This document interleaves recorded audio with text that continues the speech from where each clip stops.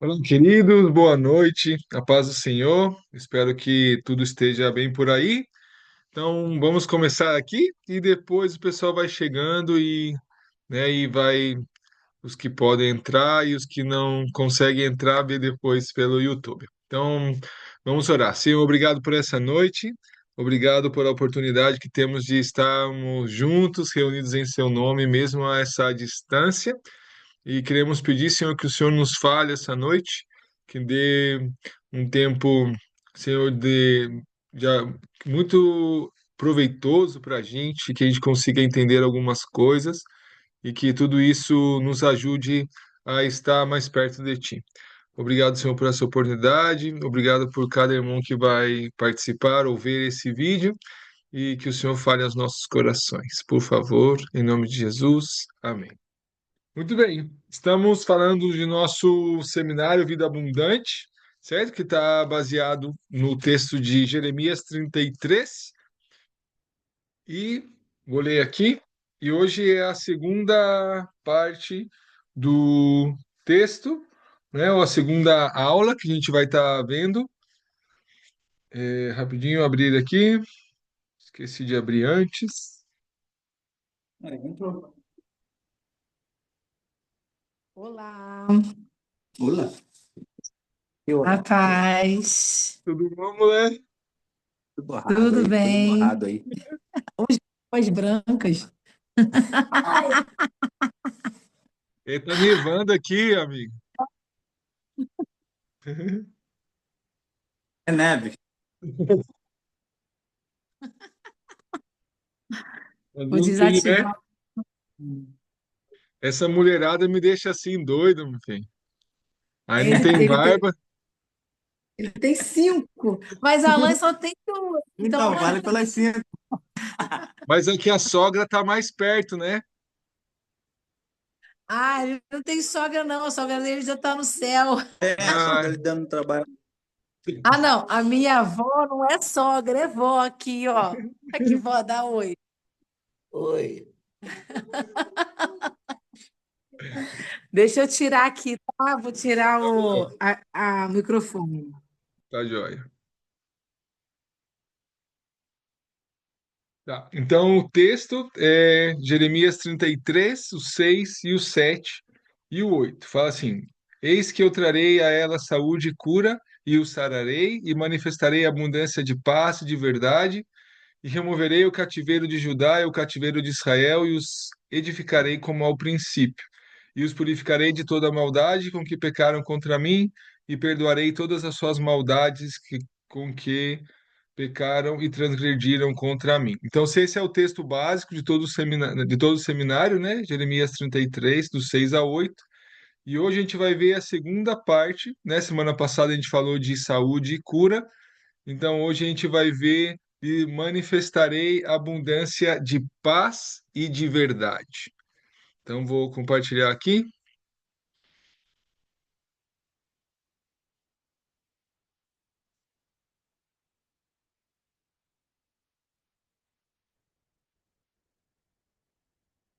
Então, vamos lá. Essa é a aula 2. E lhe manifestarei abundância de paz e de verdade. Hum, muito bem.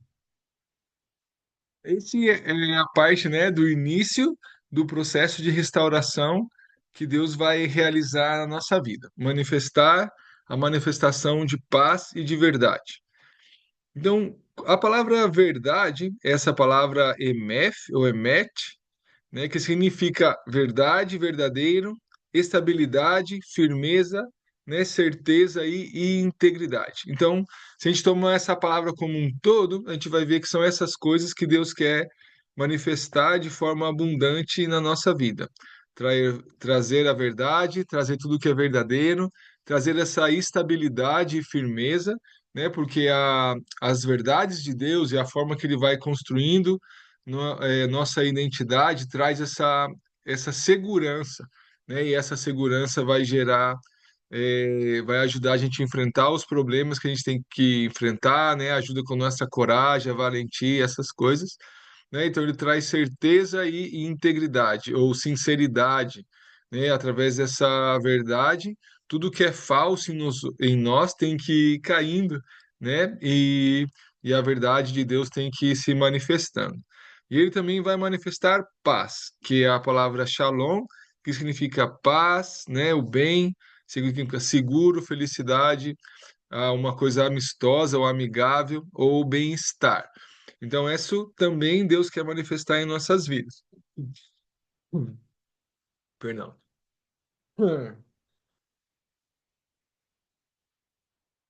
Então, é, essa paz que é interessante, porque essa paz que Deus traz, ela não depende do nosso contexto, né? É uma paz interior, porque muitas vezes dentro desse processo que a gente vive com Deus, nosso contexto não muda, nossa realidade não muda, continuamos no mesmo lugar, temos, né, as mesmas pessoas, a mesma igreja, né, o mesmo trabalho, os mesmos problemas de sempre, né? Então, essa paz não significa que o nosso entorno vai mudar, o nosso contexto vai mudar. Não, o que Deus vai proporcionar para a gente é uma paz interior que independe do contexto, tá? Então, ele vai me ensinar a superar o contexto, superar ah, a minha realidade, né? E essa paz que supera, né, todo entendimento, vai chegar aos nossos corações, a gente vai poder conseguir viver tranquilo, independente do contexto que a gente esteja.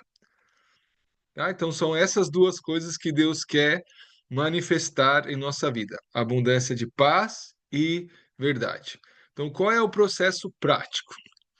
Então, basicamente, essa paz e essa verdade se manifesta como em duas vertentes, né? Ou Deus vai mostrando isso de duas formas ao mesmo tempo, por dois caminhos, pode colocar assim, né? À medida que a gente conhece Ele e à medida que nós conhecemos quem somos. Então, quanto mais eu conheço Deus, então mais verdade eu recebo e mais paz eu recebo também. E quanto mais eu conheço a mim mesmo, quanto mais eu entendo quem eu sou em Deus, mais eu tenho paz também, né? Porque às vezes nossas angústias estão relacionadas à forma que nós nos vemos, né? Então, quando Deus traz verdade, isso traz liberdade para a gente e a gente consegue também ter paz, tá? Então, são essas duas áreas que Deus vai fortalecendo. O conhecimento dele, né, e o conhecimento de nós mesmos. Uhum. Né? À medida que vamos conhecendo, né, a gnosco, né, a palavra que a Priscila usa bastante, né, nas aulas dela, que é experimentar, né, à medida que a gente vai conhecendo a verdade sobre Deus, quem Ele é, seu caráter, seu poder, né, e conhecendo a verdade sobre nós, como Deus nos vê, o que nascemos para fazer, nossos dons, nossas particularidades, nosso potencial, etc., tudo isso vai trazer paz. Então, não, Filipenses 4 diz assim: não estejais inquietos por coisa alguma, ante as vossas petições sejam em tudo conhecidas diante de Deus pela oração e súplica, com ação de graças. E a paz de Deus, que excede todo entendimento, guardará os vossos corações e os vossos pensamentos em Cristo Jesus. Então, aqui a oração e a súplica, a gente às vezes usa isso de uma maneira é, não tão proveitosa, né? A gente podia receber mais de Deus nesses momentos. Às vezes a gente só quer descarregar, né, o que a gente tem para falar e a gente às vezes não dá tempo de Deus responder, né? Então a gente ora, ora, e ora e às vezes a gente fica com a sensação que Deus não está escutando. Mas não é que muitas vezes não é Deus não está escutando.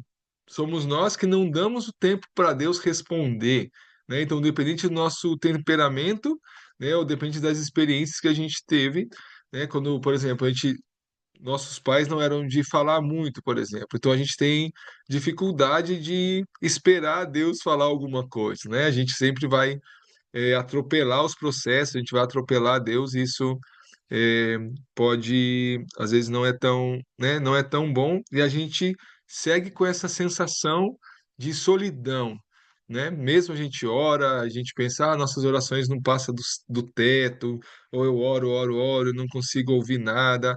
Então, a gente precisa aprender melhor, usar melhor esses tempos. E se a gente começa, né, a colocar isso diante de Deus e tentar escutar uma resposta, então, se é essa resposta de Deus que vai gerando essa paz, né? Como ele vai dando soluções, a gente vai obedecendo, vai fazendo, isso vai gerando um conhecimento, isso vai gerando, né, uma base no nosso relacionamento com ele, e é isso que vai trazer essa paz, né, que supera todo entendimento, tá? Então, qual é o problema principal que temos com a verdade? Eu tirei essa historinha aqui de um livro das minhas filhas, tá? Então é como um pedacinho é, de um livro de português dela. Então era assim: houve um momento em que Jesus emudeceu de tudo. Foi quando Pilatos, replicando a uma afirmativa sua, lhe perguntou com um sorriso irônico: que é a verdade? O mestre não respondeu, nem precisava fazê-lo, porque essa pergunta de si mesma responde pelo caráter do magistrado que a formulou. De fato, os covardes, como Pilatos, não podem ter a noção da verdade, que para ele é uma palavra vazia de sentido. Só os caracteres inteiriços, que são mais rijos que o ferro, porque não se dobram nem ao ferro. Só os homens de vontade forte, feitos a cumprir fortemente a sua vontade, é que podem dizer com desassombro aos Pilatos de todos os tempos: a verdade é o cumprimento sereno do dever, muito embora este vá de encontro com os altos interesses de um César. Escuta ainda: as mãos se lavam numa pouca água, mas um Jordão de lágrimas é insuficiente para tirar a mancha de nossa consciência. E aí está o livro, né, que a gente tirou esse texto. Então, o que está falando aqui? As pessoas eh, resistem à verdade porque não querem ser transformadas, né? Elas não querem mudar suas vidas. Então elas resistem à verdade e elas relativizam a verdade. É o que Pilatos está fazendo. O que é a verdade, né? Então, pessoas assim, pessoas que temem a verdade, pessoas que não querem mudar, pessoas que não querem ser confrontados pela verdade, são as que mais relativizam, né, a verdade. Então, são as que mais fogem dela, né? E claro, tem diferentes motivos pelos quais a gente pode fugir, mas isso, fugir da verdade, é o que vai impossibilitar a nossa transformação. Porque o que nos livra, né, é a verdade. O que liberta é a verdade. Hum. Desculpa, minha garganta não está tão boa, tá frio aqui ainda. É, então vamos lá. Então, nosso problema com a verdade é nossa resistência em permitirmos sermos transformados por ela, né? Então, por isso, às vezes, a gente não assume verdades. E a gente tem coisas, é engraçado, né? O brasileiro, o chileno também é assim. Então, a gente foge da responsabilidade, né? Então, por exemplo, eu tenho uma coisa na minha mão e eu deixo cair, né? E eu falo, caiu a caixinha do óculos. Eu não falo, eu derrubei, né? Então a gente tem já essa mania cultural de não assumir o que a gente faz, né? De não assumir a responsabilidade e de fugir, não dizer as coisas como elas são, né? Mas isso impossibilita nossa liberdade, né? Quanto mais eu fujo da verdade, mais escravo eu sou, né? Do meu passado, desse cativeiro que a gente viveu, né, da escravidão do pecado e essas coisas. Então, vamos lá. Realmente, conhecer a verdade é para os fortes, para os que não negociam o que aprenderam, mesmo quando o seu próprio bem está em próprio bem está em jogo. Então, deve ter que corrigir aqui depois.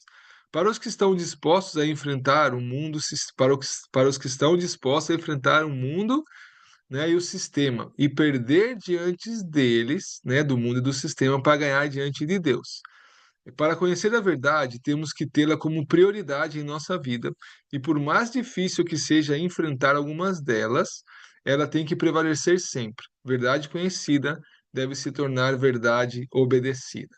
Né? Então, a gente pode pensar em quantas coisas que nós já temos luz, já temos entendimento, né? Já conhecemos essas verdades, né? Nessas áreas, e que a gente não obedece, que a gente insiste em fugir ou negociar de uma maneira, é, não sei, a gente, né, faz de louco, né, a gente tenta burlar nossa consciência, né, mas se tem uma coisa que a gente não consegue enganar para sempre é a nossa consciência. A gente nós podemos nos enganar por um tempo, mas a gente nunca vai conseguir se auto-enganar para sempre, né? Então, quando nossa consciência pesa, né? A gente precisa aprender a usar isso para o nosso bem. Então, a consciência pesou, então é o momento de eu parar e ver que verdade eu estou rompendo, né? Que princípio eu já conheço e não estou obedecendo. Se eu faço isso, se eu crio esse hábito, então eu vou é, conseguir ter verdades conhecidas, né, transformadas em verdades obedecidas. Né? E quanto mais eu consigo fazer isso, melhor vai ser os resultados das coisas que eu faço. Então, a decisão dessa aula, né, é não resistir ao Espírito Santo. A gente falou na aula passada que cada aula a gente tem uma decisão, né? Tem que assumir uma responsabilidade. Então, por quê? Porque o Espírito Santo, ele que vem trazer essas verdades, né? E principalmente através da nossa consciência, né? Então, a consciência é o veículo, ou no caso assim, o canal mais fácil que o Espírito Santo usa para falar diretamente com a gente. Né? Tem a Bíblia, que é o, né, estão as verdades de Deus e a história de Deus, né, que a gente pode ler e tudo, mas a parte pessoal de aplicação da Bíblia, quem nos ajuda com isso, ou quem nos conduz a toda a verdade, é o Espírito Santo. Então, resistir ao Espírito Santo é fechar a porta para Deus, né, nesse processo de transformação. Então, a decisão fundamental é não resistir ao Espírito Santo, né? Eu já tentei fazer isso e os resultados não foram bons. Eu tive que recomeçar, né, algumas vezes por conta dessa minha cabeça dura de não querer obedecer, né, de resistir às verdades que Deus ia me trazendo e confrontando. Então, isso trouxe uns prejuízos e eu perdi um bom tempo da minha vida por conta da decisão equivocada que tive de resistir ao Espírito Santo. Muito bem. Então, é, Deus vai revelar, se vai revelar a nós e vai também revelar a nós mesmos, né? Coisa estranha, né? Mas tá bom. Esse é o processo prático. Então vamos lá. Vamos falar agora das verdades. É, tem uma frase de uma aula que eu assisti, né, de filosofia, que fala assim: a autoconsciência é a terra natal da verdade. O que isso significa? Então, se eu quero eh, conhecer as verdades, né, vamos colocar assim, as verdades espirituais, né, as verdades como vou colocar? As altas verdades, né, que Deus nos revela através do Espírito Santo ou na Bíblia. Se eu quero de verdade conhecer essas verdades, as verdades últimas, vamos colocar assim, né, eu tenho que começar com as verdades primeiras. Porque assim, se eu minto para mim mesmo, e se eu não quero reconhecer nem as verdades primeiras, Deus não pode me revelar as verdades mais profundas, né? Porque assim, existe uma coisa diferente. Você pode ler toda a Bíblia e pode até ter a Bíblia inteira na sua memória, tá bom? Você pode ter isso. Então, eu conheço a verdade de Deus porque eu tenho a Bíblia de memória. Isso é saber, né, a verdade, não necessariamente é conhecer a verdade. Então, só saber alguma coisa não significa que você sabe usar essa coisa, entende? Então, ah, a gente aprende às vezes muito, a gente tem muita informação, mas a gente às vezes tem pouca sabedoria, né? Por quê? Porque a sabedoria é diferente da informação. Então eu posso ter uma informação, mas eu não sou sábio na hora de usar essas informações que eu tenho. Então, no fundo, elas não me servem de muito, né? Não, não servem para minha vida prática. Então, essas verdades, né, que Deus quer revelar, elas estão na Bíblia, mas não necessariamente a gente vai poder aplicar elas em nossa vida se a gente quer fugir das verdades primeiras. Então, a autoconsciência é a terra natal da verdade, porque aí é o primeiro momento em que eu paro de mentir. Então, deixar de mentir para si mesmo é o primeiro passo para conhecer as verdades divinas, né? Porque assim, nosso cérebro vai conectando coisas, né? Então, se eu fujo de uma verdade, uma verdade pessoal, né? Meu cérebro associa que toda verdade é um perigo, né? Como cuidado, né? Como põe esse alerta, né? Verdades, todas as verdades são um risco. Então, eu nego as primeiras verdades, as pequenas, sobre mim, e meu cérebro acostuma a negar as verdades. Então, quando outras verdades, as maiores, chegam ao meu entendimento, meu cérebro vai fazer o quê? Vai fugir delas também, porque meu cérebro já anotou aqui, né? Já associou. Verdade é igual perigo. Então, se eu quiser conhecer os grandes mistérios de Deus, eu tenho que começar a conhecer primeiro, reconhecer os meus mistérios.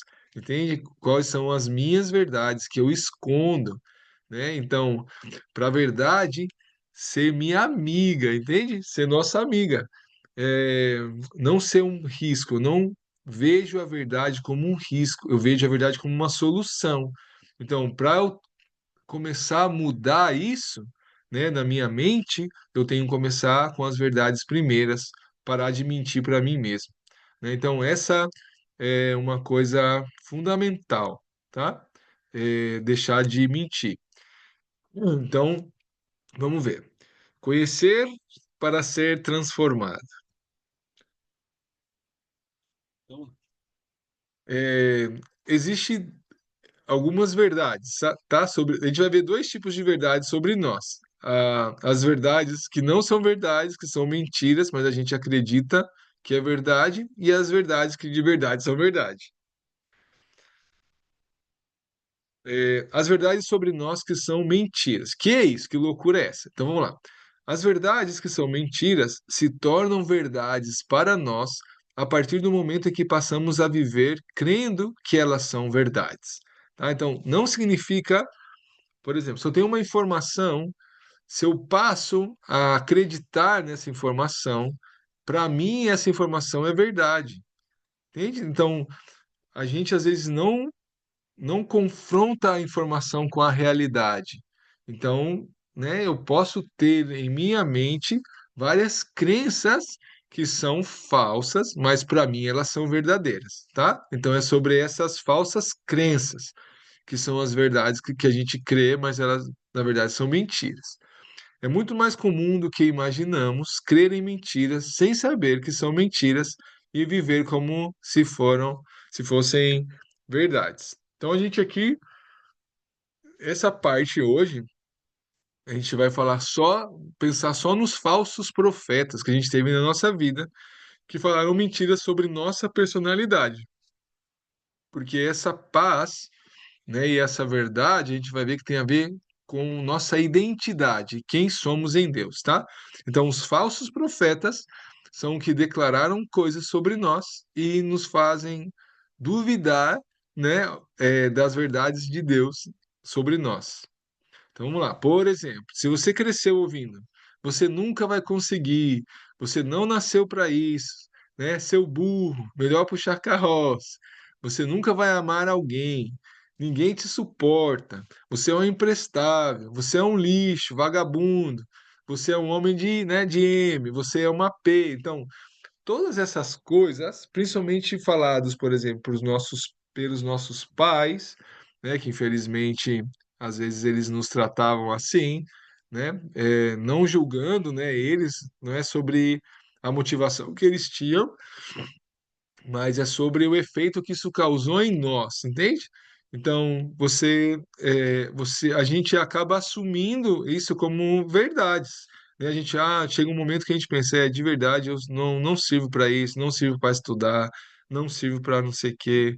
Né? Eu acredito que a Priscila já deve ter falado bastante de falsos profetas. Então, isso é importante romper em nossas vidas, né? Então, essas mentiras, de alguma maneira, também tiram a nossa paz, né? Então, cada vez que a gente tem um desafio, por exemplo, se você ouviu muito da sua mãe, né? No caso, ou do seu pai, sei lá, você não serve para nada, você tem que puxar carroça, você é burro, sei lá, esse tipo de palavra. Cada vez que a gente tem um desafio novo, que a gente tem que enfrentar alguma coisa, essa vozinha volta à nossa mente, né? É como que o diabo sabe como tirar a nossa esperança e tirar nosso desejo de fazer coisas diferentes, de avançar, de mudar. Então, quando chega desafios novos, essa vozinha volta e aí a gente começa a temer, a gente começa, né, a ter medo de enfrentar essa, esses desafios e a gente fica estancado.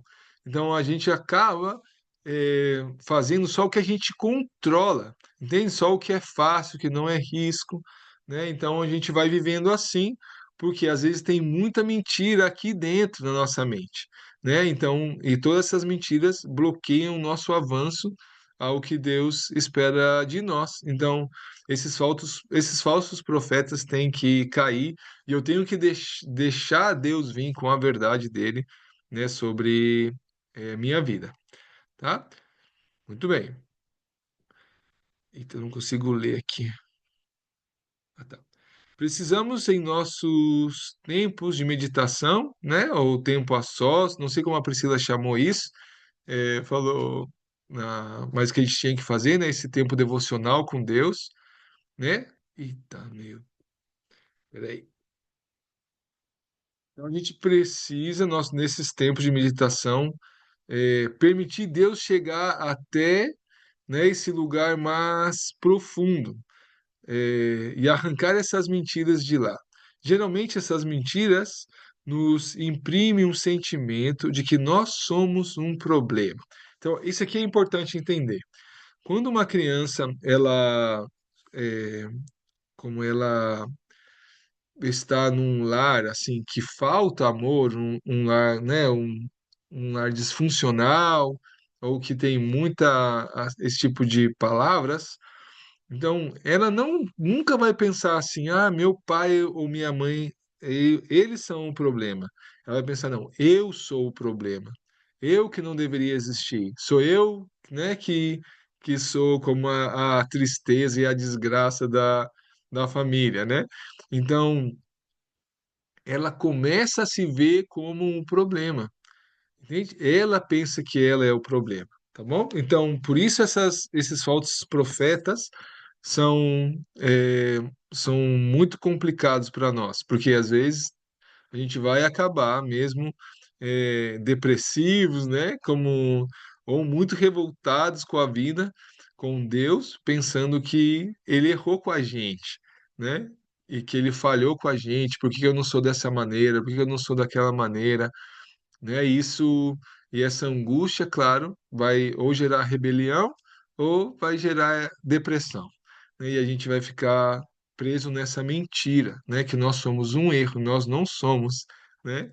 É, Sempre as coisas voltam a dar errado ou aparentemente errado, nos volta esse sentimento que o problema somos nós, como indivíduos, como pessoas, sendo que nós nunca somos o problema, porque somos feitos à imagem e semelhança de Deus. Somos a obra-prima da criação. Então, uma obra tão perfeita assim nunca será o problema. O real problema é a forma que fazemos as coisas, como decidimos levar nossa vida, as escolhas que fazemos. E isso podemos consertar, podemos mudar. Então, nós fomos feitos à imagem e semelhança de Deus, né? Eu acho que tem um Salmo 8 que fala que nós fomos feitos, né, um pouco menores do que os anjos, né? E Deus nos revestiu de glória e majestade, alguma coisa assim. Então, nosso problema não é nossa natureza, a forma que a gente foi feito, né? O problema é o que a gente faz com isso. Isso a gente pode mudar, a gente pode consertar. Então, nós não somos o erro, nós somos a solução, né? E Deus confiou, olha que lindo. Deus entende tanto isso, Deus sabe tanto disso, que Ele confiou a nós, né, a pregação do Evangelho. Se a gente não tivesse todo esse potencial, se a gente não, de verdade, não tivesse todas essas coisas boas guardadas em nós, Deus não ia confiar, né, uma coisa tão importante como essa, que é a pregação do Evangelho, é como declarar ao mundo que o Filho dele morreu e ressuscitou. Então, essa é a missão mais importante. Toda a salvação do mundo está nessa mensagem, e ela foi dada a nós. Então, isso prova, né, que nós não somos o problema, nós podemos ser a solução, né? E eu tenho que entender isso. Então, claro, a gente fez coisa errada, né? A gente viveu e fez várias coisas que não deveria ter feito, mas isso não impede o que Deus tem para a gente daqui para frente, né? A gente tem que lembrar que esse texto Deus deu para um povo que estava prestes a cair, né, no cativeiro. Eu acho que 2 ou 3 capítulos depois Jerusalém vai ser destruída. Então, não era um povo bonzinho, era um povo que estava em pecado, que estava recebendo, né, a justiça de Deus, né, o castigo de Deus, e Deus fala para eles: eu vou, né, trazer para vocês abundância de paz e verdade. Por quê? Porque Deus nunca deixou de acreditar em nós, né? E, e essa é uma característica do amor, né? Como o amor tudo espera, tudo suporta, tudo crê. Então, Deus nunca deixou de crer em nós, porque Ele sabe o que Ele colocou aqui dentro, né? Ele sabe que somos feitos à sua imagem e semelhança. Então, qualquer coisa, qualquer palavra, qualquer mentira que a gente tem, trazida por esses falsos profetas, que vão dar esse sentimento de que nós somos inapropriados, isso é uma área, com certeza, que Deus vai ter que tratar, tá bom? Essa mentira vai ter, Deus vai querer é, derrubar ela e vai ser necessário que ela caia para o que Deus tem para a gente. Eu amo esse texto, Efésios 2:10, porque somos feitura sua, criados em Cristo Jesus para as boas obras, as quais Deus preparou para que andássemos nelas. Então, a obra aqui, essa palavra que foi traduzida como feitura, é essa palavra que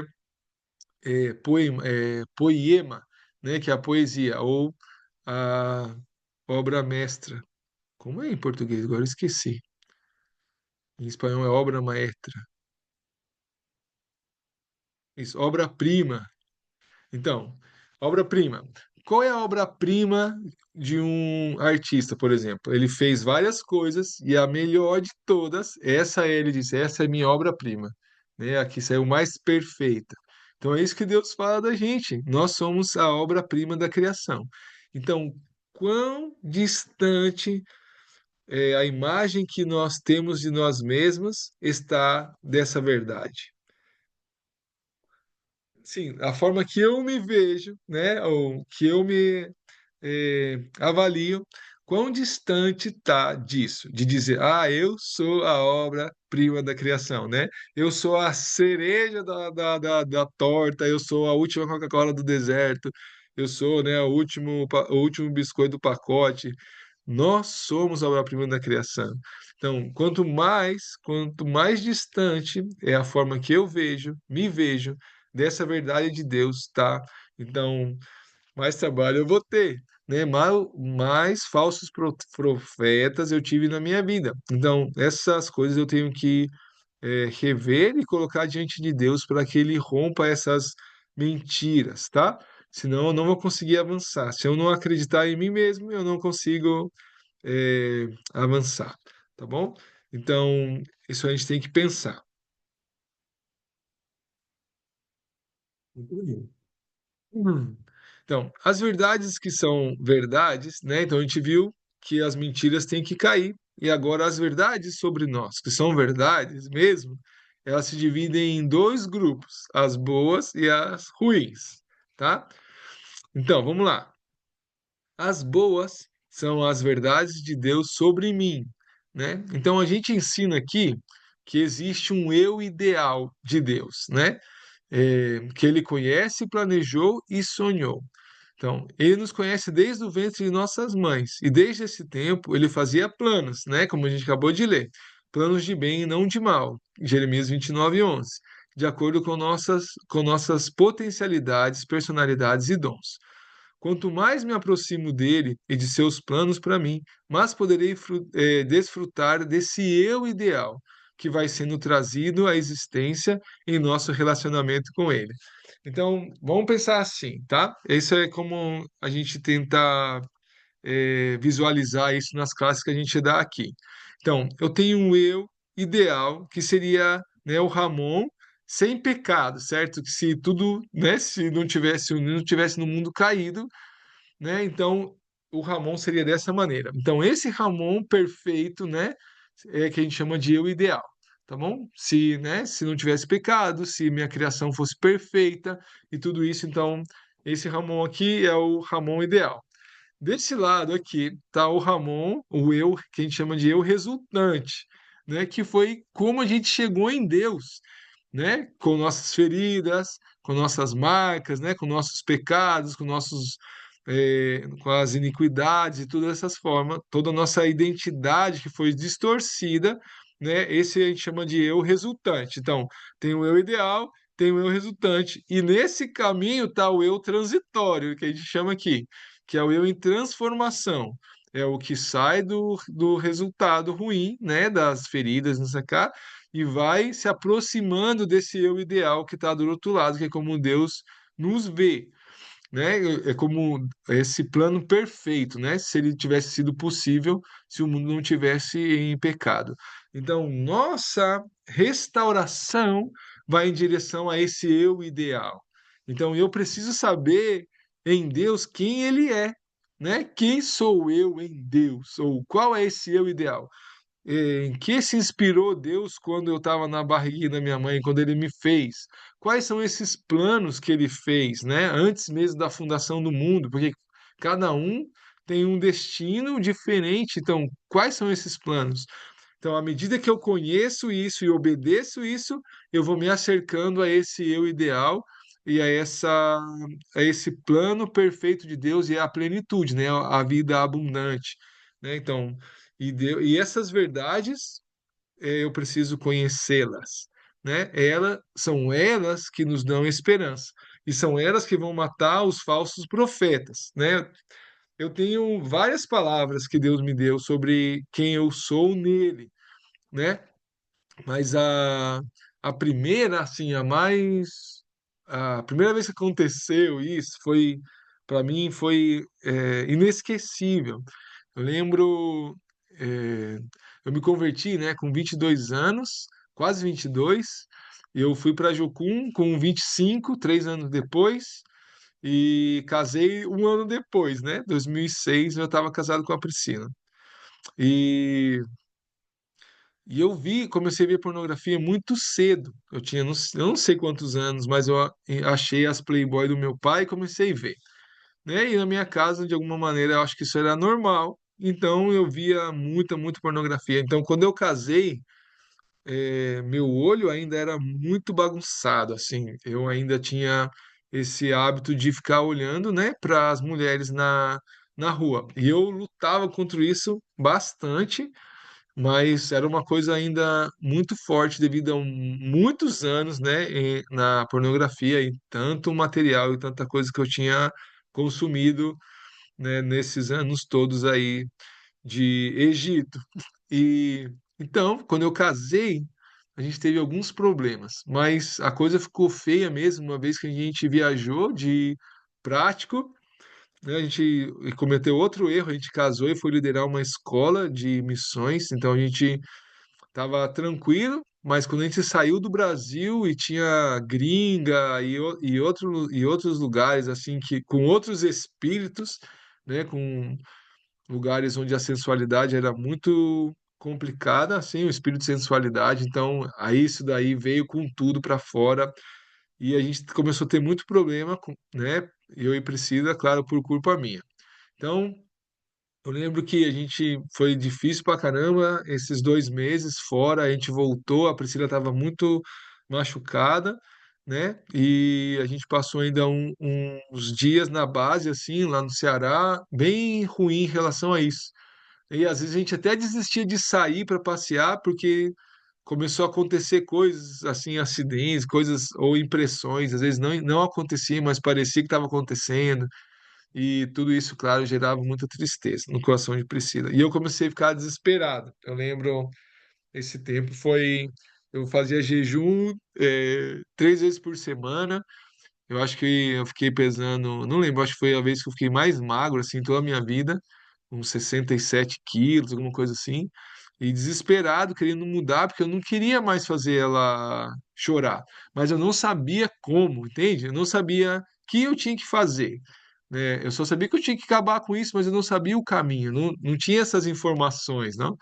E eu lembro que minha oração de desespero era assim: "Ó Deus, ou o Senhor me mata, ou o Senhor me traz uma esperança, né? Ou me fala alguma coisa que eu vou conseguir vencer esse negócio, que um dia isso não vai ser mais um problema no nosso casamento, ou o Senhor me mata logo e deixa ela viúva e ela arruma outro homem que sirva mais, né? Que é mais, seja mais santo, né? Ou que seja melhor para ela. Então, essa era a minha oração. E eu estava já desesperado mesmo, irmãos. Foi muito complicado essa época. Então, um dia ia ter um culto na base e a Priscila desceu para ensaiar, né? E eu estava pensando em já nem ir no culto para a gente não ter nenhum problema, porque às vezes enchia muito a base quando tinha culto de base.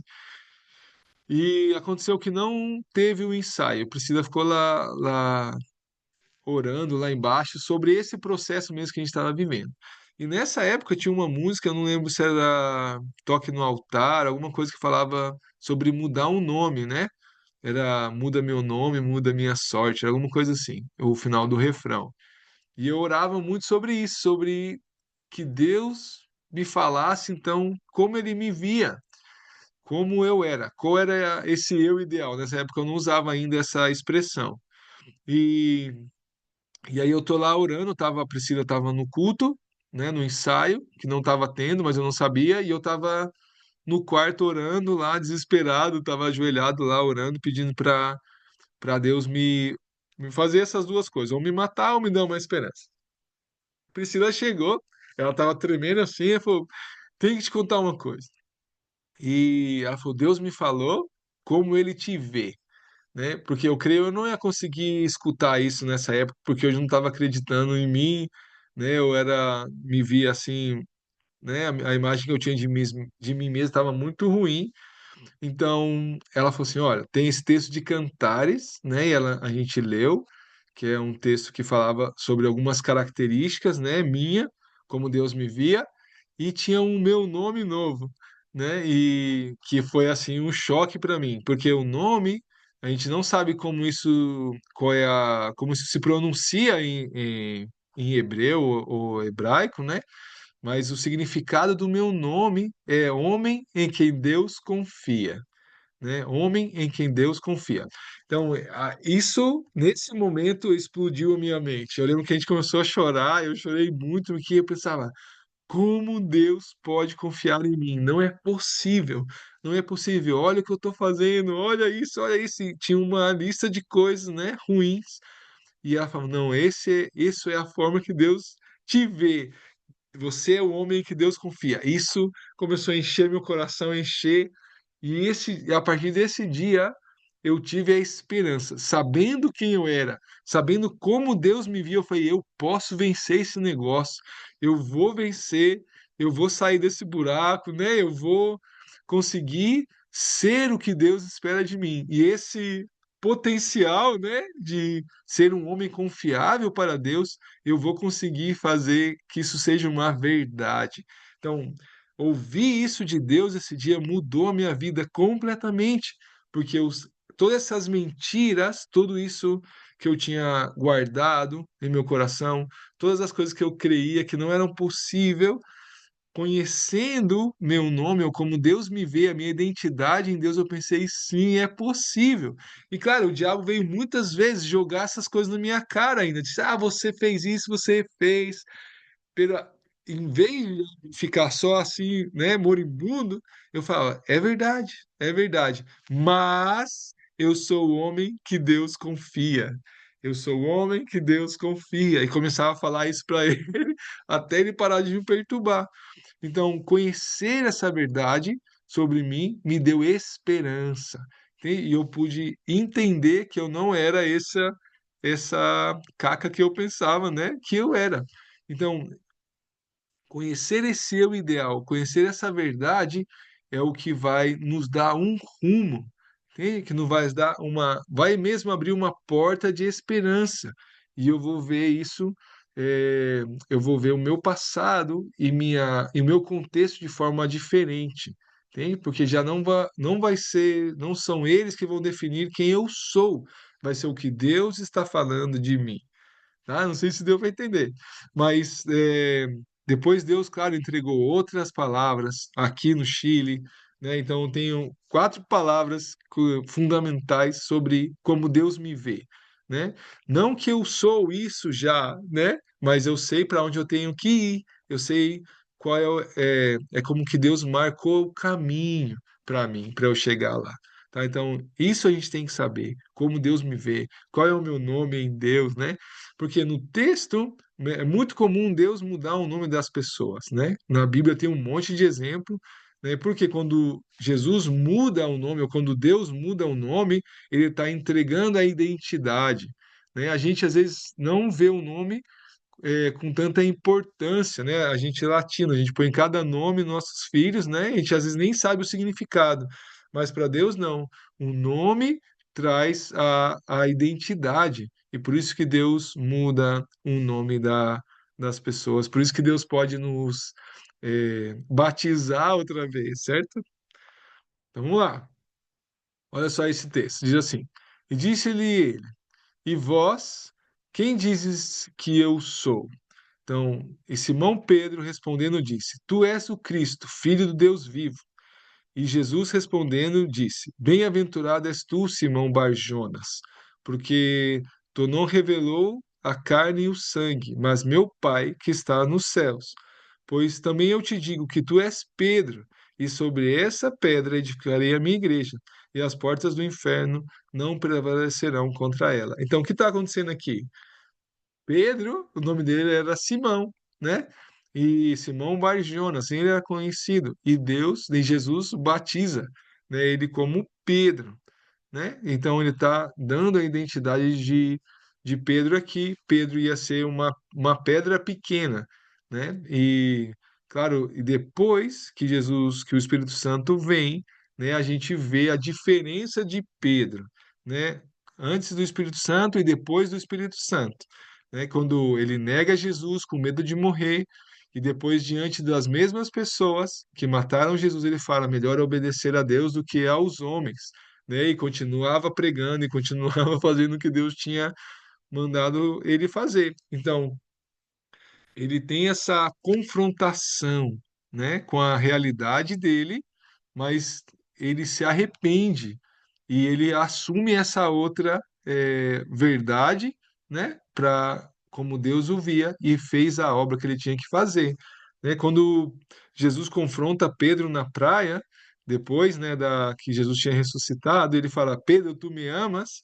Então, Jesus já sabia a resposta, mas ali Pedro tinha que assumir essa verdade sobre ele. Entende? Pedro devia.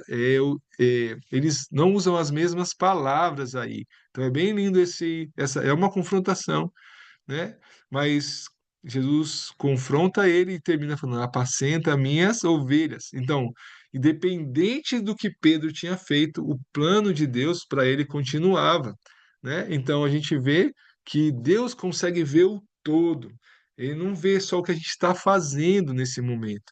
Ele consegue ver o todo, ele sabe todas as potências que estão em nossos corações. Então, por isso que ele diz: apesar de você estar se comportando dessa maneira, né, ó, apesar do que você fez, né, apacenta as minhas ovelhas. E ele vai fazer o mesmo com a gente.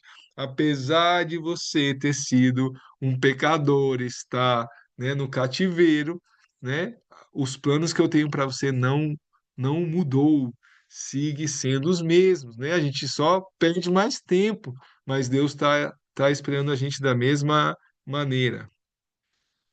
Então, vamos lá. Então, essas verdades sobre nós são extremamente importantes, elas são extremamente importantes para os dias de guerra. Olha só esse texto, certo? Que é a armadura de Deus em Efésios 6, de 11 a 17. Diz assim: revestivos de toda a armadura de Deus, para que possais estar firmes contra as astutas ciladas do diabo. Porque não temos que lutar contra a carne e o sangue, mas sim contra principados, contra potestades e contra os príncipes das trevas desse século, contra as hostes espirituais da maldade nos lugares celestiais. Portanto, tomai toda a armadura de Deus, para que possais resistir ao dia mau, e havendo feito tudo, ficar firmes.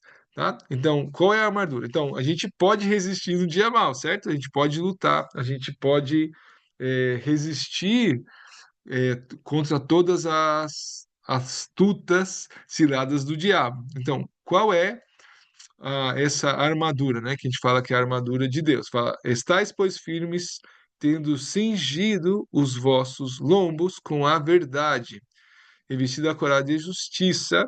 E aí ele vai falando, e a espada do Espírito, que é a palavra de Deus. Então, quando eu aprendi esse texto, né, na minha igreja, falava da armadura de Deus, quando eu falar cingidos os lombos com a verdade, eu aprendi que essa verdade era a Bíblia, né? E então a gente tinha que conhecer a Bíblia para poder, né, resistir às ciladas do Satanás. Então, mas se a gente olha depois, no 17, ele fala que a espada é a Bíblia. A espada é a palavra de Deus, certo? Que a gente usa, a espada do Espírito. Então, se a espada do Espírito é a palavra de Deus, então essas verdades que ele fala primeiro, ele não está falando da Bíblia, ele está falando de outras verdades. Tá? E eu acredito que são essas verdades que ele revela diretamente para a gente, entende? Quem nós somos. Eu vejo aqui na prática que a nossa força está na nossa identidade. A nossa força está em nossa identidade. Quanto mais eu sei quem eu sou em Deus, mais eu consigo resistir a essas batalhas que a gente tem do dia a dia. Entende? Então, nossa força está nessas verdades que Deus dá sobre nós, tá? Sobre quem somos e do que somos capazes de fazer, né? Então, são essas verdades que, que vão ser a base para eu enfrentar tudo que eu tenho que enfrentar. Então, aqui eu acredito que eu aprendi errado, né? Eu acredito que sim, a palavra de Deus é importante, mas se eu não conheço minha identidade e eu não sei minhas verdades pessoais, o que Deus quer falar diretamente para mim, eu vou vacilar muito mais fácil, tá? Acho que fez sentido, eu espero.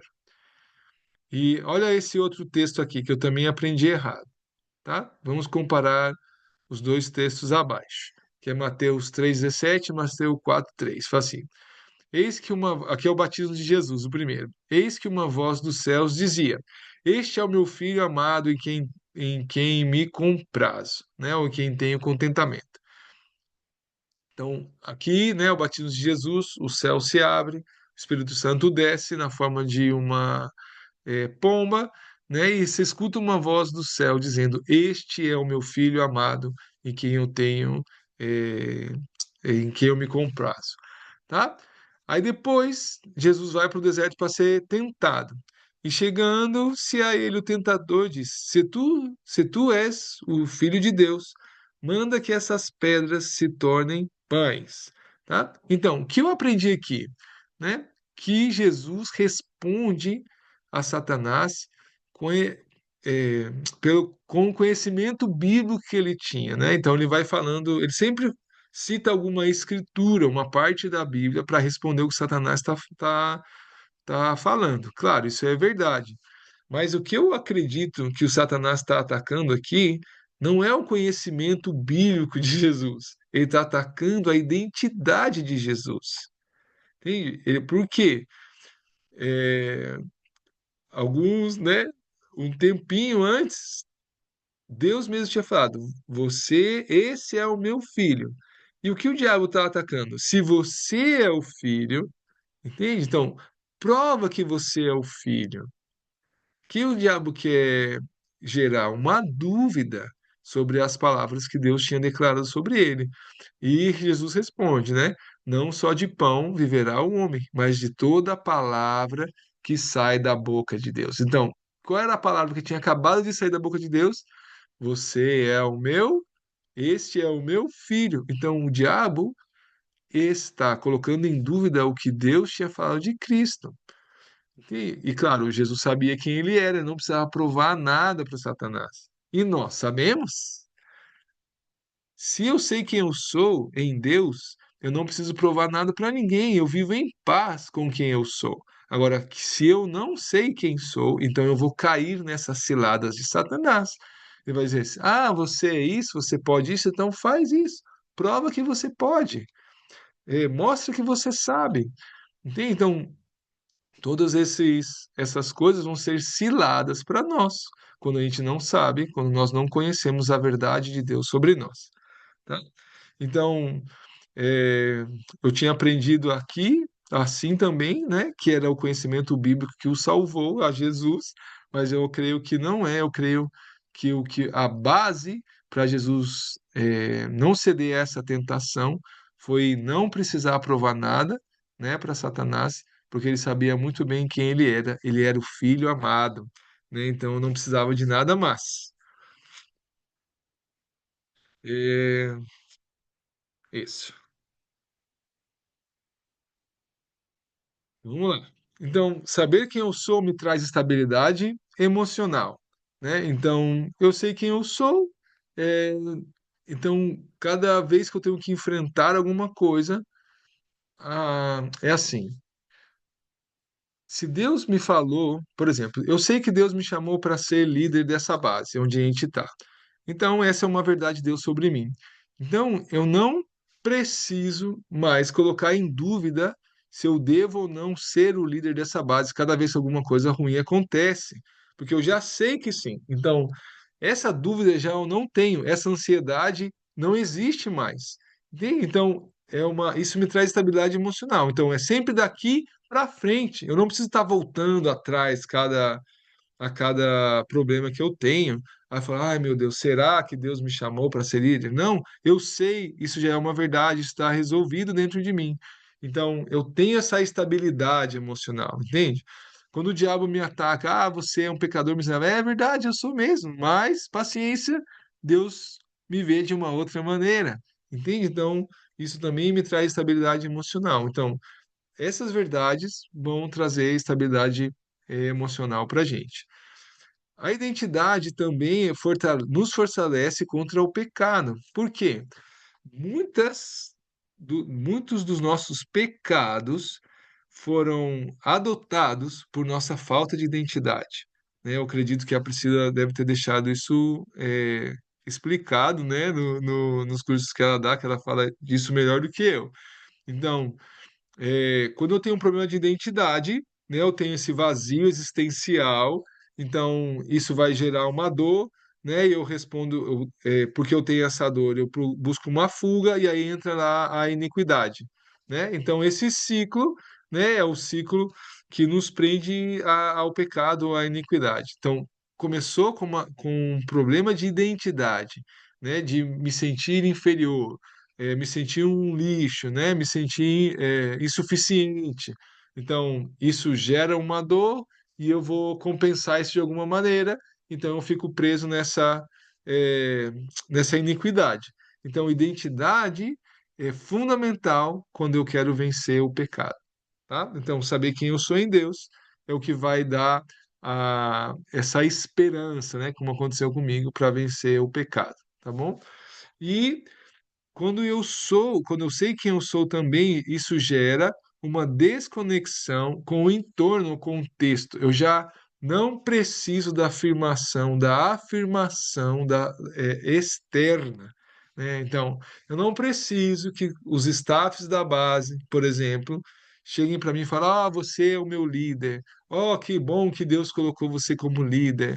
Eu não preciso da aprovação deles para fazer o que eu tenho que fazer, entendeu?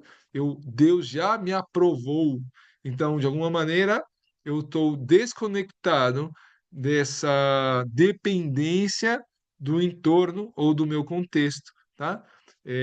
Eu faço o que eu tenho que fazer, independente da aprovação ou não das pessoas, ou é, da aprovação, da opinião, entende? Não influencia é, na minha aceitação, entende? Na forma que eu me vejo, tá bom? Então não preciso de tapinha nas costas, não preciso de ninguém, né, atrás, assim como me afirmando, porque eu conheço, eu sei quem eu sou em Deus e isso vai ser suficiente, tá? Então essas a identidade, essas verdades vão gerar essas bênçãos, né, na nossa vida. Então vamos lá. As verdades ruins. Eita, agora vem a parte difícil. As verdades ruins são as que nos trazem responsabilidade sobre as nossas vidas, atitudes, pecados, egoísmo, amargura, etc. Costumamos fugir dessas verdades, pois elas mostram quão feio tem sido nosso comportamento. E olhar para elas nos traz vergonha, e por isso não queremos nos responsabilizarmos por elas, né? Agora, qual é o benefício, perdão, qual é o benefício da verdade em geral? A verdade é o que liberta, seja boa, seja ruim, infelizmente é o que vai para a gente, né, que corre dela, é o que vai trazer a solução para a nossa vida.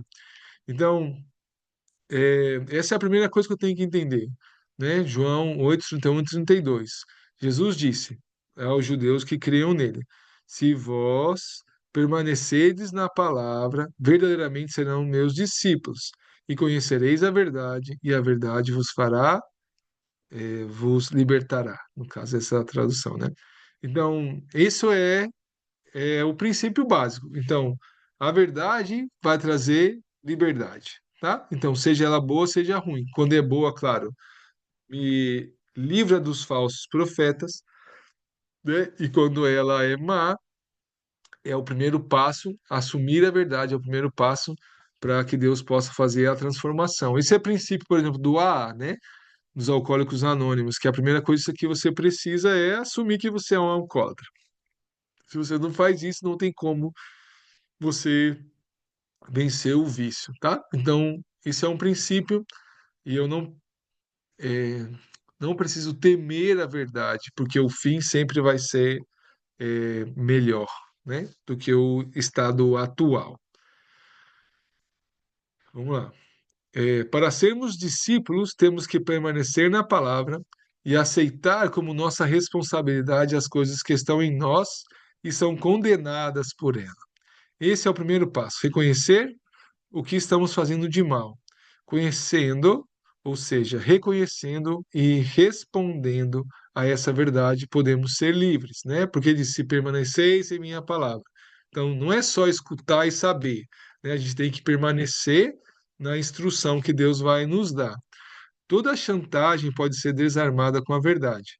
Ficamos prisioneiros do diabo quando resistimos em reconhecer nossas responsabilidades.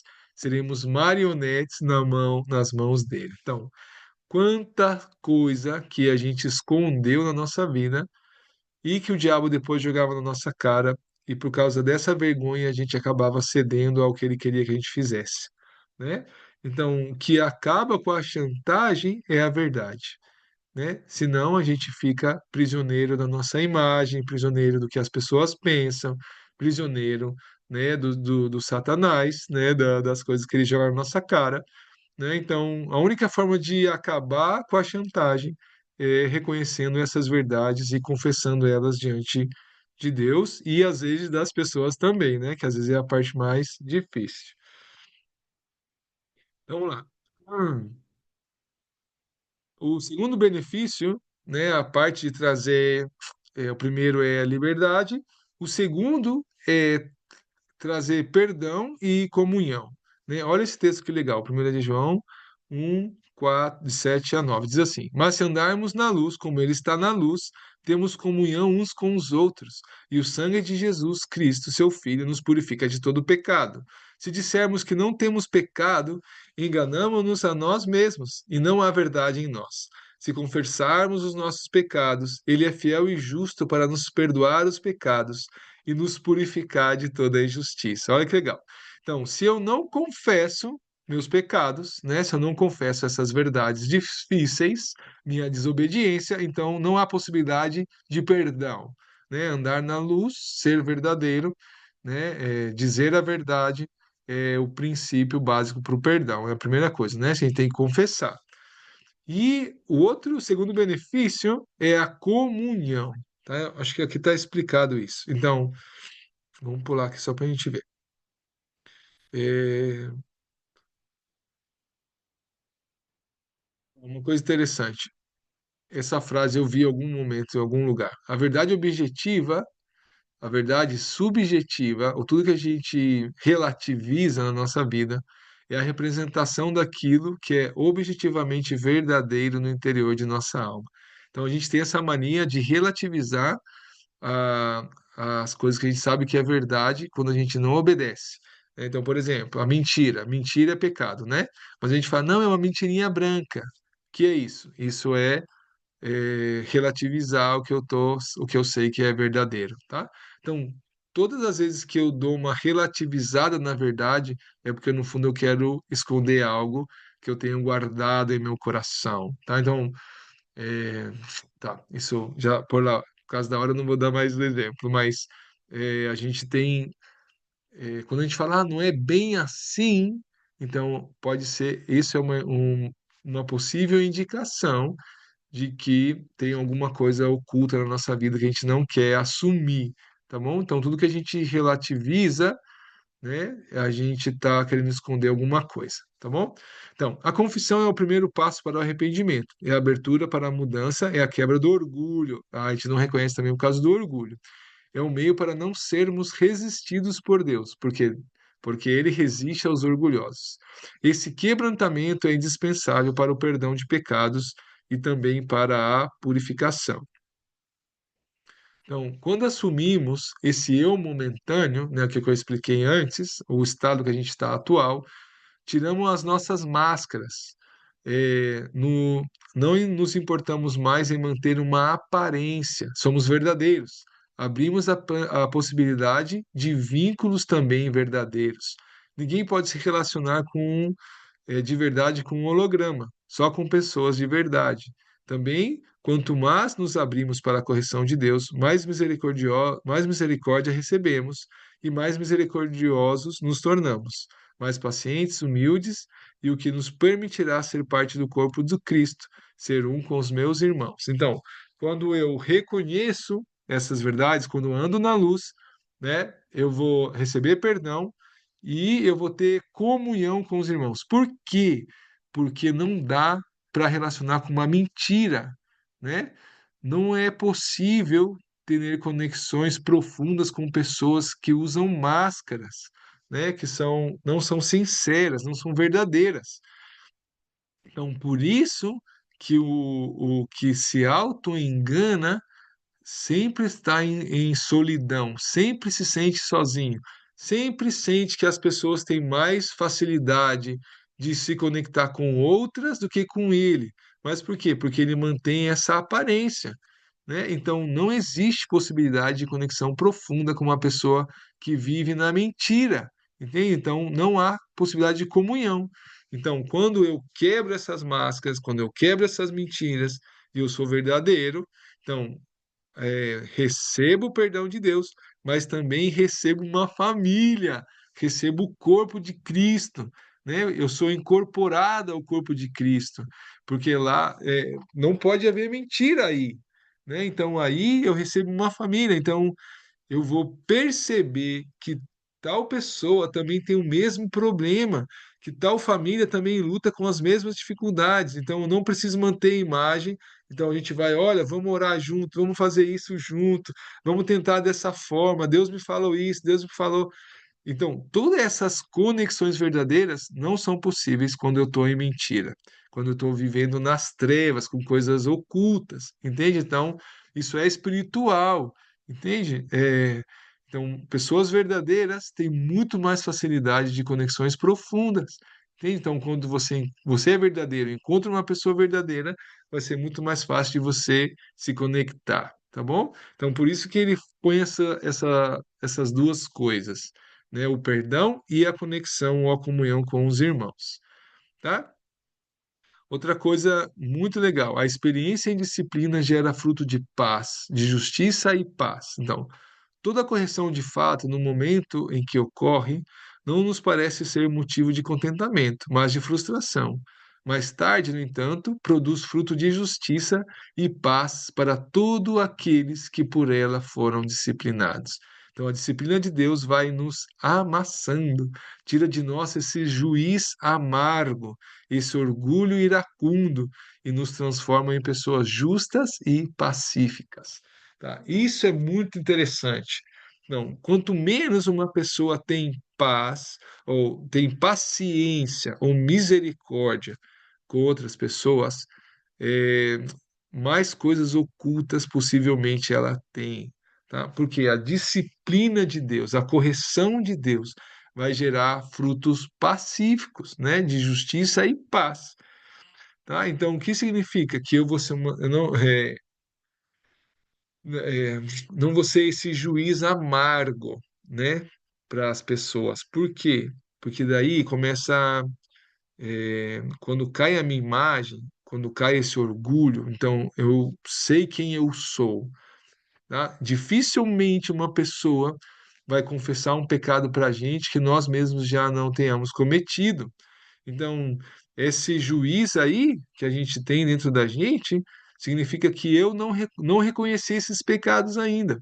Então, quando um dos meninos aqui, staff, por exemplo, solteiro, cai em pornografia e vem confessar, eu posso falar outra vez, miserável, né? E tá aí.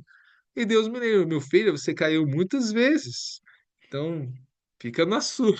Então, ó, meu amigo, vamos orar, vamos buscar uma solução, vamos tentar entender a raiz, como isso começou, como foi isso, entende? Então, a gente fica mais misericordioso porque a gente entende a misericórdia que a gente está recebendo. Então, quanto mais juiz eu sou, menos correção de Deus eu recebi. Pode ter certeza disso, tá? Tem coisas aí ocultas, coisas para consertar e a gente não teve coragem ainda de trazer para fora, tá bom? Então, a disciplina de Deus vai nos amassando mesmo, vai, né? É o barro na mão do olheiro lá, fazendo o que ele quer. Então, isso traz humildade, tá bom? E traz é, não é passividade, mas essa blandeza, essa longanimidade, entendeu? Essa misericórdia que Deus, da forma que Deus nos trata, a gente vai tratar as pessoas também. Eu aprendi de um jeito muito engraçado.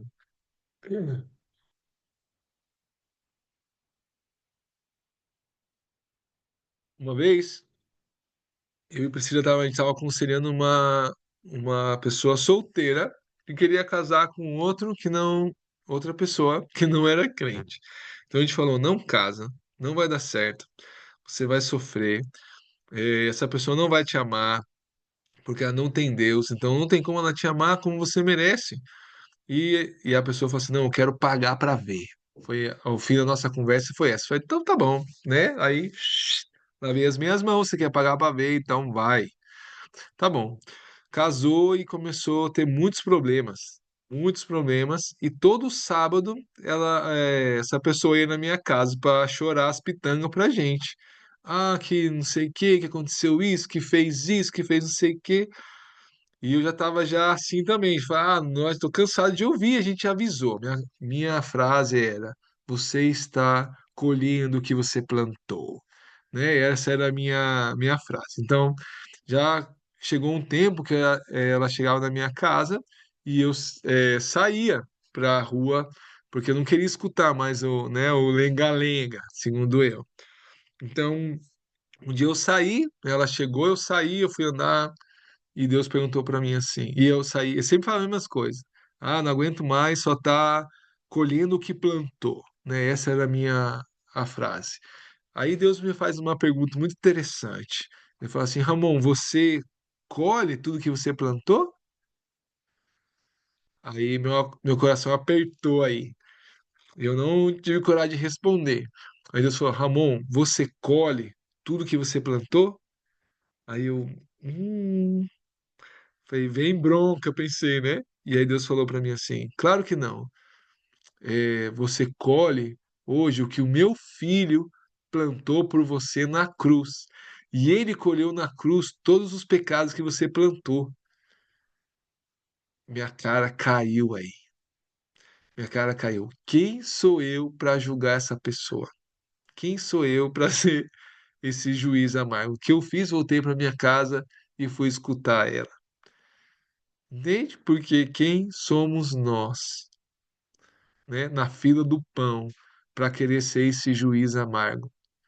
Se a gente tem essa postura ainda, é porque a gente não entendeu a misericórdia de Deus sobre nossas vidas. A gente tem uma imagem da gente que não é verdadeira, tá? Então, a gente tem que olhar isso, deixar Deus corrigir essas coisas para esse juiz amargo aí morrer.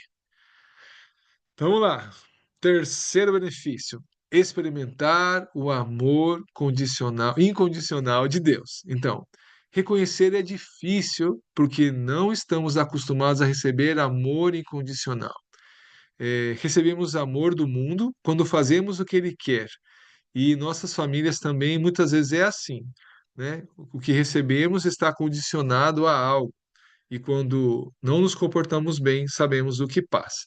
Então, quando eu reconheço, né, todas as minhas falências e eu vou mesmo com o coração quebrantado diante de Deus, Deus nunca vai me ignorar, nunca, tá? Deus, ele ignora ou ele repele, eu esqueci a palavra em português, o que é o orgulhoso, né? Deus resiste ao orgulhoso, mas um coração quebrantado não. Entende? Ele nunca vai abandonar um coração quebrantado. Então, quando a gente está fazendo tudo bem, quando a gente vai na igreja, a gente está dando dízimo, faz as ofertas, né? Ajuda no ministério, dá aula para as crianças. Então, a gente começa a pensar que a gente merece coisas que Deus tem, que Deus pode nos dar. Entende? Como, eu faço tudo certinho, então Deus tem que me dar isso, né? E a gente às vezes joga na cara de Deus, né? Tudo que a gente faz para Ele, né? Então Deus me abençoa porque eu faço isso, ou alguma coisa acontece, né? Era comum eu quando uma das minhas filhas ficavam doentes, eu falava: Deus, eu sou missionário, como o Senhor permite isso, né? Como eu não mereço isso. Então a gente tem essa pessoinha aí dentro de nós, tá? Então, quanto mais coisas corretas eu faço, mais eu acredito que mereço as coisas que Deus tem que me dar, tá? Então eu não vejo isso como um amor incondicional. Quando eu vejo que é amor incondicional? Quando eu sei que eu não mereço. E quando eu sei que eu não mereço? Quando eu estou assumindo meus erros, meus pecados. Entende? E aí Deus vem com misericórdia e graça e nos dá uma nova esperança. Isso aí quebra qualquer um. Entende? Então, é assim que Deus mostra amor incondicional. Agora, se eu não tenho essa coragem de ir até Ele com o coração quebrantado, então eu nunca vou experimentar amor incondicional. Eu não vou entender isso. Não vou entender, de verdade eu não vou. Então, eu tive várias experiências assim muito difíceis de reconhecer coisas que eu não queria reconhecer e que eu não sabia fazer. E aí, e ficava aí lutando com Deus, com o Espírito Santo. Não, não é bem assim. Ficava e lutava, e lutava, e lutava. Tinha uma hora que eu chegava e me rendia. Aí Deus falava: agora sim, agora eu posso te ensinar o correto. Isso me quebrava muito, entende? Por quê? Porque nesses momentos eu sabia que o que eu merecia era morrer mesmo, era o inferno. Mas Deus não, me tomava pela mão e dizia: agora eu vou te mostrar o caminho, agora eu posso mostrar. Agora você reconheceu, eu posso te mostrar a verdade. E eu percebi muito amor aí, entende? Porque eu sabia que eu, de verdade, nesses momentos eu não merecia. Então, o amor incondicional de Deus, a gente só vai perceber nesses momentos de confissão mesmo, de quebrantamento. Então, a gente tem que entender isso. Nosso valor para Deus não muda, não importa. Não tem o que eu faça que vai fazer esse amor diminuir ou aumentar, tá bom? Então, o amor de Deus já está definido por nós e ele já teve, né, o seu sinal pleno, que foi a cruz de Cristo. E isso, nada disso nosso comportamento não vai mudar isso, nem para bem nem para mal. Deus sabe resgatar pérolas do lamaçal. Deus sabe como tirar a gente desses lugares que a gente se meteu. Ele sabe, tá? Outra vez, Deus vê o todo. Deus sabe quem somos, então ele não desiste da gente nunca, nunca, nunca, nunca, nunca, nunca. E até o último dia ele vai insistir em tirar a gente de onde a gente está, tá? Porque ele sabe o potencial, ele sabe o nosso valor. Ninguém conhece o nosso valor como ele, tá? Então, ele sabe o que tem aqui dentro, tá? E Deus não resiste a um coração quebrantado e humilde. Então, os sacrifícios para Deus são o espírito quebrantado e um coração quebrantado e contrito não desprezarás, ó Deus. Tá bom? Então, é, quando a gente assume essas verdades, quando a gente se quebra diante dele, a gente vai ser acolhido por ele, tá bom? Então a gente não precisa temer, né? Isso vai ser para o nosso bem. Então, essa parte é muito interessante. Então, como eu vou entender o tamanho do amor de Deus por mim, tá bom? Então, essa é a ideia dessa imagem. Se você ver aqui, então a cruz, né, é onde Deus mostra o amor dele, tá? Eu creio que Lucas 7:36 ao 50 é, é uma parábola, né, que Deus fala sobre isso. Então, diante do amor de Deus. Então, o amor de Deus já está, é, como foi manifestado, né? E a expressão máxima da manifestação desse amor é a cruz. Então, a cruz não vai mudar, né? Tipo assim, vamos tomando essa imagem, a gente pode pensar, ela sempre vai ser desse mesmo tamanho, tá? Esse aí é a expressão máxima do amor de Deus, e isso não vai mudar mais, né? Como entregar o seu próprio filho não tem forma de amor maior do que essa, tá bom? Agora, se a gente olha essas pessoas que estão na imagem, né, ou esse primeiro azul, né? Quando ele olha para a cruz, que é a expressão do amor de Deus, ele não vai ver essa cruz de uma maneira tão grande, tá? Essa cruz, se a gente pegar aqui proporcionalmente, é um pouquinho mais, duas vezes maior do que ele. Então ele olha e vai pensar: "Ah, olha, a cruz né? Não é grande, mas não é tão grande, né? Seria a gente, por exemplo, perto de uma casa de 2 andares. Então a gente olha e vê, não é esse absurdo todo, né? De grandeza, tá bom? Aí, para o segundo, né, do que está na imagem, que é esse cinza, um pouquinho mais forte, é, claro, a cruz já é um pouquinho maior, talvez 3 vezes o tamanho dele. E depois, né, o menorzinho e o outro menorzinho, menorzinho, menorzinho. E quanto menor é a pessoa, né, maior é a cruz para ela. Entende? Então, para essa imagem aqui na imagem, um homenzinho é menorzinho de todos. Quando ele olha para a cruz e vê realmente é uma coisa imensa, né? É bem grande, dá talvez mais de 10 vezes ele aí, né? Eu nunca medi isso exatamente, mas umas 10 vezes ele, vamos pensar assim. Então, qual é a diferença do primeiro para o último, né? Um percebe o amor bem grandão, o pequenininho, e o que é grande, o azul, não percebe o amor de Deus tão grande. Qual a diferença? O tamanho deles. O tamanho deles, como eles se veem, é o que vai fazer toda a diferença da forma que eu vejo o amor de Deus. Se vai ser grande ou se vai ser pequeno. Então, se eu me vejo grande, eu vou, de alguma maneira, parece loucura, mas é assim, eu vou pensar que eu mereço o que Deus fez para mim. Entendeu? Eu nunca vou, talvez eu nunca declare isso, né? Talvez eu não tenha coragem de falar diretamente que o sacrifício de Deus, o sacrifício de Jesus, né? Mas de alguma maneira eu não vejo isso tão grande porque eu me vejo muito grande, né? O orgulho, eu sou, eu posso, eu conquistei, eu fiz, eu lutei. Então essa pessoa se vê, né, muito grande. E o pequenininho lá, que eu acredito acontece com a gente, quando a gente entra nesse processo de deixar de Deus mostrar quem nós somos, nossa parte ruim também, então a gente vai diminuindo, né? Importa, como o João Batista ele fala, importa, né, que ele cresça e que eu diminua. Mas esse amor eu vou ver à medida que eu morro para mim mesmo, entende? À medida que eu confesso minhas falências, confesso quem eu sou. Então isso vai fazer com que eu me veja de verdade pequeno. E quando eu olhar para a cruz, eu vou pensar: que amor é esse, né? Que coisa absurda, porque eu não merecia isso nem 1 milímetro. E mesmo assim ele escolheu morrer por mim, tá bom? Então, como eu me vejo, vai ser o quão eu percebo esse amor. Se eu vejo se eu penso que eu sou grande, se eu tenho orgulho, então eu não vou perceber esse amor.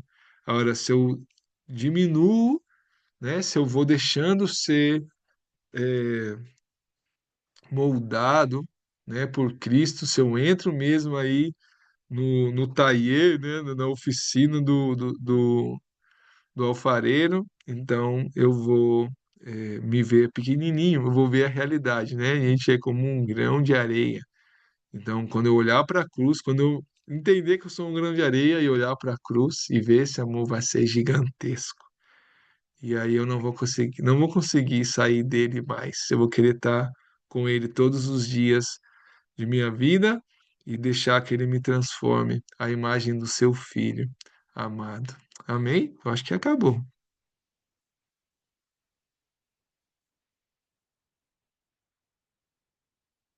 Tá bom. Então era isso.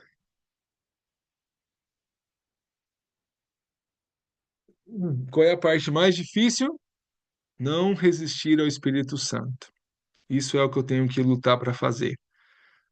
Eu tenho que confiar muito no Espírito Santo e deixar que ele mostre todas essas verdades, tanto as boas como as ruins, tá? E se eu entro nesse processo, Deus vai me conduzir, me vai tirar desse cativeiro, né? Me vai tirar dessa vida de escravidão e vai, né, me levar para esse reino de onde a verdade e a paz abundam.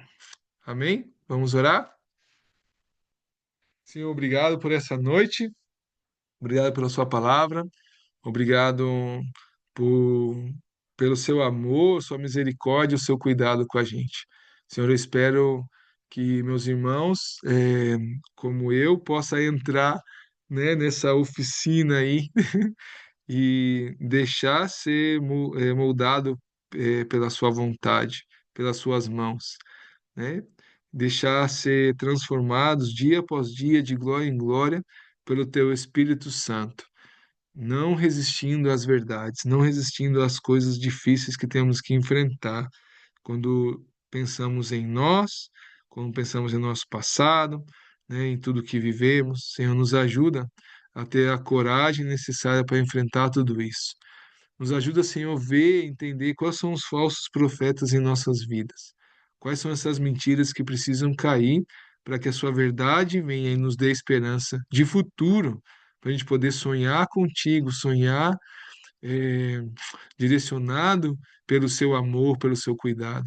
O Senhor nos ajuda a viver em novidade de vida, né, vencendo essas mentiras e trazendo essas verdades à, prática, a parte prática de nossa vida, né, que não sejam só verdades, só coisas que sabemos, não, mas coisas que a gente vive, que a gente experimenta dia após dia, para onde a gente vê a sua mão e o seu poder se manifestando em nós. Muito obrigado por essa noite. Em nome de Jesus. Amém. Amém.